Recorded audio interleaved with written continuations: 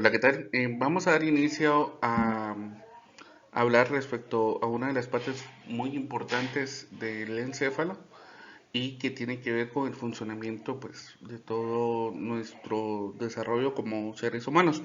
Estoy hablando de la corteza cerebral. Mi nombre es Adrián Chávez, ya me conocen y les comento. La corteza cerebral en realidad es una sustancia gris del cerebro que se encuentra en el borde externo. Quiero recordarles que al ser sustancia gris estamos hablando de una sustancia que está conformada por los cuerpos de las neuronas, está conformada por el tema de las células de la neuroglia que se les llama, que son las células de sostén. También está conformado por axones amielínicos, es decir, que como su nombre lo dice, pues carecen de mielina. Eh, en realidad es algo interesante porque conforme va creciendo el encéfalo en el neonato, eh, pues digamos que va creciendo más rápido que la bóveda craneana. Y en cierto sentido, hay ciertas teorías que afirman que como va creciendo más rápido, ese mismo crecimiento lento, digamos, de la bóveda craneana hace de que se pliegue el cerebro y de ahí surjan esas características tan peculiares. Yo, el ejemplo que me gusta utilizar es que cuando uno tiene una hoja, cuando uno tiene una hoja de papel, pues eh, la hoja de papel está normal y está extendida, pues digamos que es una hoja que muy difícilmente va a caber en el puño de una mano. Entonces, lo que requerimos para poder hacer que esta hoja quepa en el puño de la mano es tomarla y eh, hacerla una bolita. ¿Sí? Cuando le hacemos una bolita, lo que logramos es compactar la, la masa, por así decirlo, de la hoja de papel. Sin embargo, su superficie eh, sigue exactamente igual. Entonces, el, en términos concretos, lo que hicimos fue plegar muchas veces a esta hoja sobre sí misma. Y es más o menos lo que tenemos acá en las circunvalaciones y los surcos eh, de la corteza cerebral. También tenemos unas más profundas que ya se llaman, por su profundidad, ya se llaman fisuras. Pero bueno, aquí tenemos básicamente una vista de cómo se mira el cerebro desde arriba y aquí en un corte, ¿verdad? Pudiendo identificar y diferenciar exactamente lo que es la sustancia gris en el borde externo y la sustancia blanca que está abajo. Y bueno, vamos a continuar. Funcionalmente, las, el cerebro contiene ciertas áreas. Estas áreas pueden ser sensitivas, pueden ser motoras y pueden ser áreas de asociación. Las áreas sensitivas obviamente están vinculadas a la percepción, es decir, el conocimiento consciente de la sensación. Y las áreas motoras, estas inician los movimientos, que son normalmente movimientos de respuesta, y las áreas de asociación son áreas de integración donde se desarrollan los principales eh, funciones a nivel cerebral. Hablo de la memoria, de las emociones, del razonamiento, de la voluntad, del juicio, los rasgos de personalidad de cada uno de nosotros y la inteligencia.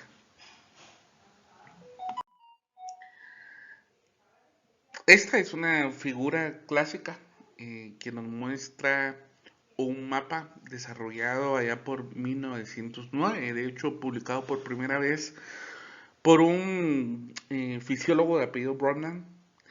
Y acá es interesante porque básicamente nos muestra cómo cada una de las circunvalaciones y áreas que estas delimitan y que están numeradas, por cierto, pues recibe ciertos nombres por estarse haciendo cargo de algunas cuestiones específicas. Vamos a ver las principales. Vamos a ver primero las áreas sensitivas. Vamos a agarrar de izquierda a derecha, o mejor de derecha a izquierda, si vamos de acuerdo a las agujas de reloj. Y bueno, vemos el área gustativa primaria, que es el área número 43, que aquí está señalada. El área auditiva primaria, que es el área 41 y 42, que también está señalado. El área olfativa primaria, que en realidad es el área 28, pero no se ve exactamente en esta vista, sino que se ve en una vista interna. El área visual primaria número 17, que está acá a nivel del occipital, y el área somatosensitiva primaria, que es el área 1, 2 y 3, que también aquí se marca. Si se dan cuenta, todas están marcadas eh, pues en amarillo. Y hay algo que me interesa aclarar. Esta área somatosensitiva primaria justamente lo que hace es percibir todos los estímulos que tienen que ver con el tacto, la presión, la vibración, el prurito, que simplemente en lenguaje coloquial es picazón, ¿verdad? Las cosquillas, la temperatura, el dolor y la propiocepción, que es básicamente el poder tener la capacidad de identificar en qué posición se encuentra un músculo o una articulación con respecto a nuestro cuerpo. A ver, eh, esto es muy interesante porque en el caso del área somatosensitiva primaria, que ya ustedes ven aquí identificadas, eh, se hace un corte como el que están identificando del lado superior izquierdo, este, bueno, no pintó, pero es este que estoy señalando acá, y digamos que dentro de ese corte logramos identificar distintas áreas anatómicas, muy burdas por cierto dibujadas, pero que básicamente lo que hacen es representar cómo en determinados segmentos de la corteza vertebral de esta área, vertebral de la corteza cerebral de esta área, eh, pues digamos que vamos a sentir estímulos específicos. A ver, si me logro explicar. Digamos que estamos estimulando nuestra lengua y justamente por acá vamos a tener cierta reacción. Estamos estimulando nuestra nariz y en este segmento del área somatosensitiva vamos a tener alguna reacción y lo mismo pasa en cada una de las partes de nuestro cuerpo. El otro tema que quería platicarles es nada más poder hablar respecto a otro tipo de áreas que tenemos. A ver, el área motora. Las áreas motoras, pues son dos en realidad las más importantes, por así decirlo.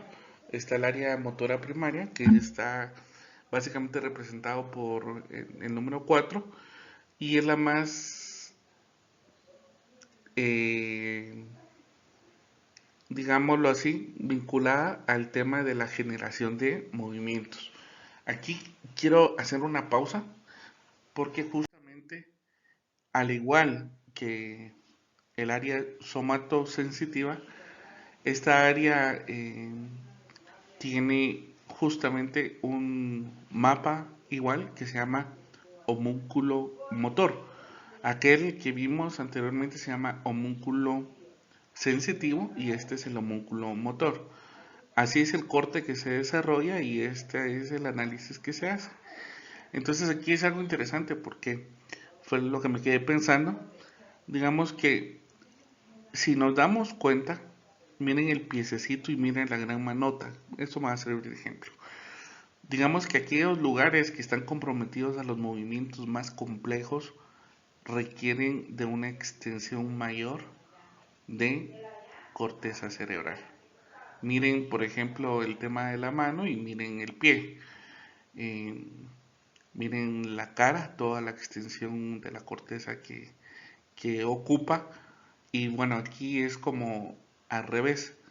Si nosotros estimulamos, por ejemplo, estas partes del cerebro, vemos la respuesta, como respuesta a una contracción muscular en las partes que estamos estimulando. Es decir, si queremos estimular el pie, pues damos acá un toque eléctrico.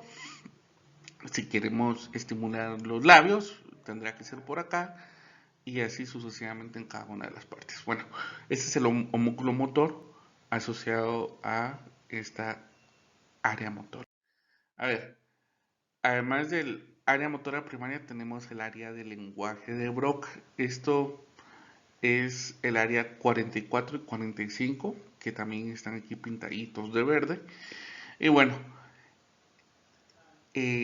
esta área es más predominante en el hemisferio izquierdo del cerebro y eh, se encarga de planificar y producir las palabras. Es decir, cada vez que nosotros hablamos, justamente es el área de Broca, el primero en modular nuestros pensamientos y planificar qué palabra vamos a estar utilizando en nuestro discurso.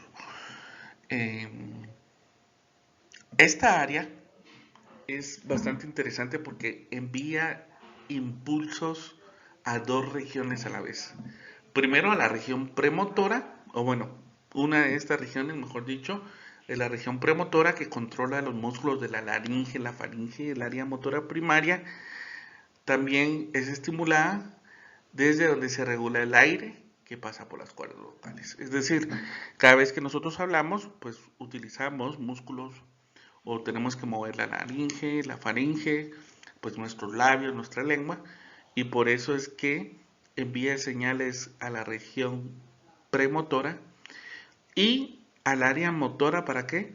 Para que tengamos la producción de aire necesaria para producir ruido, es decir, ese aire que pasa por las cuerdas vocales y luego se convierten en un vocablo, ¿verdad? Eh, Hay una cuestión aquí interesante y pues todos sabemos de que cada vez es más común tener a parientes, familiares o vecinos o amigos que sufren algún evento cerebrovascular y hay algunos eventos que son, pues bueno, estos eventos también se les conoce como accidentes cerebrovasculares.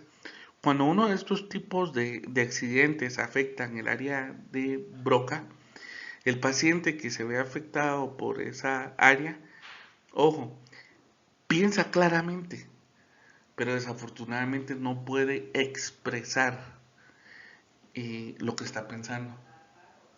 Es decir, no se genera movimiento, no se genera, eh, la- no se puede planificar o iniciar el movimiento de los músculos de la faringe y laringe y ni modo, simplemente no podemos hablar.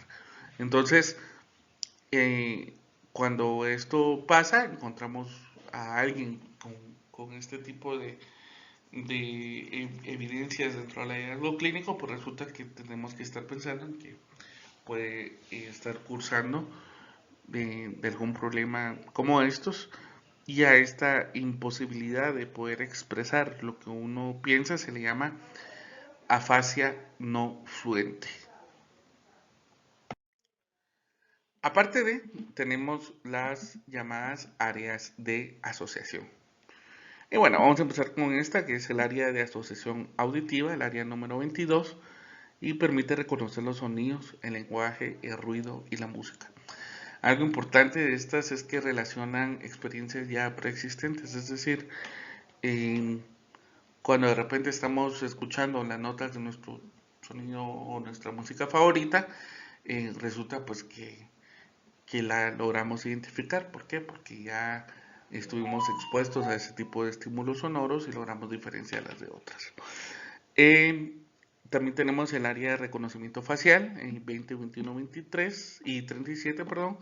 Recibe impulsos nerviosos del área de asociación visual y permite reconocer personas por el rostro. Es decir, eh, aquellas personas que, bueno, por lo menos a mí me pasa, los logro identificar perfectamente por el rostro, pero a veces me cuesta ponerles nombres, ¿verdad? Pero bueno, digamos que en este caso hay que tener claridad de que este tipo de áreas son bastante dominantes en el hemisferio derecho principalmente. El área de asociación visual la vemos acá por el occipital, también pintado de celestito y afecta a las áreas 18 y 19 y esta recibe información del área visual primaria y del tálamo. Entonces relaciona experiencias presentes y pasadas y también permite reconocer cosas solo al verlas. Es decir, miramos un lápiz y resulta que logramos identificar que ese pedazo de madera que tiene una mina y que tiene borrador, pues es un lápiz y lo definimos como tal. Y sabemos que que con ese podemos escribir. ¿Ya? Esto es gracias al área de desarrollo o de asociación visual. Y por último tenemos el área de asociación somatosensitiva, que involucra las áreas 5 y 7, aquí dibujadas ya y coloreadas. Recibe información del área somatosensitiva primaria y del tálamo. ¿Sí? A ver, esta tiene que ver con el poder percibir la forma y la textura de los objetos. O sea, sabemos si si a la hora que nos ponen un objeto que resulta ser plano, que resulta ser circular y tiene ciertos milímetros de ancho, pues probablemente, y tal peso, pues probablemente podemos facilitar el diferenciarlos entre eh, un objeto a otro. Y bueno, también tenemos la orientación de los objetos con respecto a otros, también es posible gracias a esta área.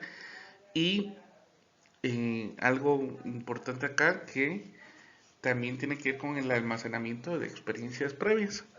Es decir, probablemente nunca habíamos tenido una cucaracha en nuestras manos, pero la próxima vez que volvamos a tener una cucaracha seguramente nos vamos a recordar. A ver, está el área de integración común, voy a empezar de izquierda a derecha. Esta área son las áreas 5, 7, 39 y 40, ya pintadas ahí. Reciben información del área somatosensitiva visual, auditiva, gustativa, olfactoria primaria y del tálamo. Eh, Esta integra, eh, integra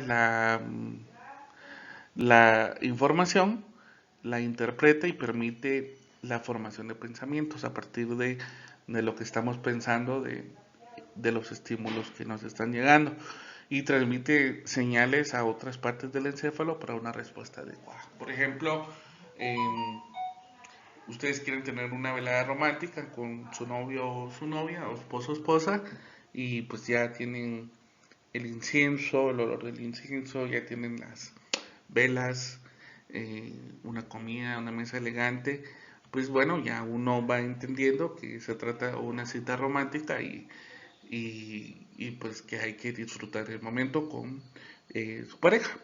Entonces, es caso contrario a lo que pasa cuando vemos, en vez de velas y ese tipo de cuestiones, una, una cancha, vemos a un montón de gente en pantaloneta y vemos una pelota y bueno, sabemos que nos tenemos que preparar también para la acción en un partido de fútbol, por ejemplo. Bueno, esas son interpretaciones y son justamente los pensamientos que se van desarrollando a este nivel. ¿Sí? También tenemos el área de Wernicke, que este es importante. Básicamente conlleva al área 22, 39 y 40, que aquí los tenemos. Eh, esta área interpreta el significado del habla al reconocer las palabras pronunciadas. Entonces, una persona, por ejemplo, que sufre un ASV o accidente cerebrovascular en esta región, normalmente habla, o sea, tiene pensamientos, pero habla y habla expresiones sin sentido. Tenemos posteriormente el área de asociación auditiva, el área 22, permite reconocer el sonido, el lenguaje y el ruido y eh, pues uno logra hacer esa diferenciación. El otro punto que tenemos acá es el área 11, que es el área córtico frontal. Ahí lo tenemos señalado. Se me olvidó colorearlo, pero bueno. Esta área permite diferenciar olores, discriminar entre ellos y es bastante dominante en el hemisferio derecho. Bueno, ya aquí ya lo había pintado. El área promotora, el área número 6, que está en este lugar, más cerca del área frontal, comunica con corteza motora primaria, el área de asociación sensitiva, los ganglios basales y el tálamo, y se relaciona con actividad motora compleja y secuencial. Y sirve como banco de memoria de movimientos, es decir, el área, esta área pues está vinculada a los músculos y la acción de estos músculos cuando estamos haciendo algún movimiento específicamente, ¿ya? Y algún procedimiento complejo, como operar a alguien, como amarrarnos los zapatos, etcétera, etcétera, etcétera.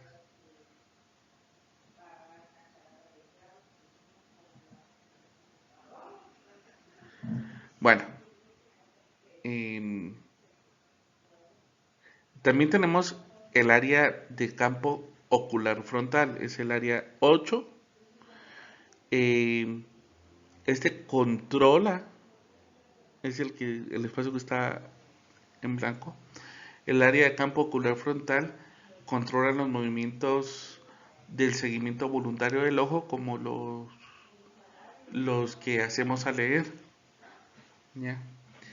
Ahí también está la corteza frontal, que es el área 9 a la 12, que conecta con otras partes, como la corteza, el tálamo, el hipotálamo, el sistema límbico y el cerebelo, y se relaciona con la personalidad, el intelecto, el aprendizaje, la iniciativa, el juicio, el razonamiento, la intuición, el humor, la planificación y el desarrollo de ideas abstractas.